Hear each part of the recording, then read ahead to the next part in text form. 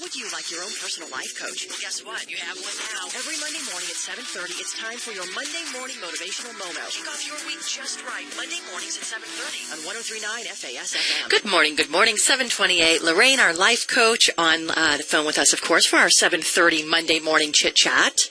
Yay. We hit it right around 7:30 sometimes. Exactly. A little early, sometimes a little, but that's the way Mondays are. Tell me about it. I know. Tell me about it. My goodness. And it's great to hear your voice, and it's great to know that we're not shoveling out this morning, how things change so quickly in 48 hours. The storms stay a little bit south of us. I'm so glad. I just want to get my life back on a consistent level. If it's all snow or all nice, almost doesn't matter at this point. I know. No, you're absolutely right. It was funny. I was talking to my colorist over the weekend, and we were chatting, and he was like, "Gosh, Jolana, when am I going to get out of this funk?" And I was like, you know what it is? Like, mentally and emotionally, we are all finished. Like, we don't mind snow. We know snow. We all live in this area. Like, we know what's going to happen. But there hits a point when it's just so much and too much in the cold temps that, none of us are, like, completely 100% like, oh, life, yay. Like, I know. It hits you. It's because we're looking at the calendar, and then we look outside, and they don't match. Do you love that we're springing forward next weekend? We have to do I've got a plan for us. Oh, okay. 1 week. We're going to do the Clean Sweep Week. Oh, I love it. Perfect. Let's do it. I love it. The Clean Sweep Week. Yeah. So should we do every day next week? Well, I don't know. Do you want to do Monday, Tuesday, Wednesday, Thursday, Friday, 7:30 for our Clean Sweep Week as we go? I think we should. I think it's a great idea. Let's do it. So next week, every single morning at 7:30. Perfect. Now let's get to today. Okay. All right. So what do you think about the quote, "Feel the fear and do it anyway"? Face your fears, your challenges. You're nervous to do something, but, stand up straight, shoulders back, feel confident, and go for it. Yeah. I actually like this idea, too, but in a different way than most people, because I like it because it respects fear. Oh. Okay. Yeah, that works, though. You're right. We should respect fear. It's part of life. It is. And fear is every bit as valid as joy or love or anger or curiosity. Oh, yes. Always validate your own feelings. You're right. Yeah. But like all of our emotions, it's a teacher. The problem is that we don't often take enough time to decode the messages. Okay.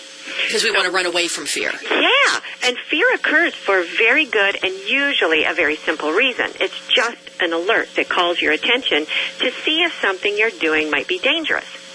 So when you feel the fear, before doing it anyway, have a look at what triggered the alarm. Most of the time, the fear is a paper tiger, but sometimes not so much. So only after you've checked should you do it anyway. Oh, my goodness. You know what I mean? Yeah, no, absolutely. So I have a challenge. Okay. Okay, here's your challenge. Oh, boy, here we go. I know.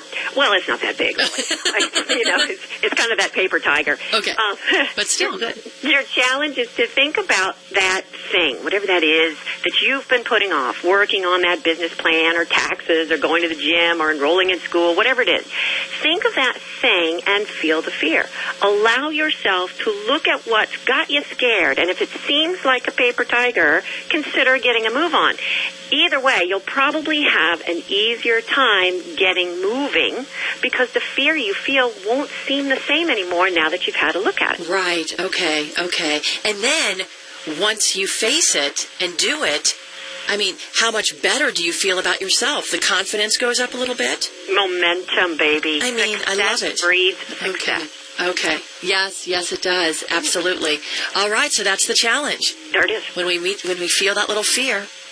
Just look. Okay. You never know. Is it real? Is it not real? Is it leftover from something in a day that no longer applies? And then decide to do it anyway. You know what I noticed about a lot of our chats and these challenges that you give us, so many of them revolve around whatever's going on. Stop, take a breath, and think of the trigger, or think what's going on, or figure out your feelings. It's all about like stop and taking like that 2-minute time out and analyzing what's going on instead of immediately like shutting down or going into defense mode or just ignoring it. Like everything you're doing is about stopping and like taking a check of yourself, mentally and emotionally. The present moment. Because you're never going to go anywhere if you've got one foot in the past and one foot in the future. You're straddling the present. You can't get any traction. Yeah, who wants to miss the present? No. God, yeah. no. And you can't relive the past because it's not going to change, so why do you keep going back there?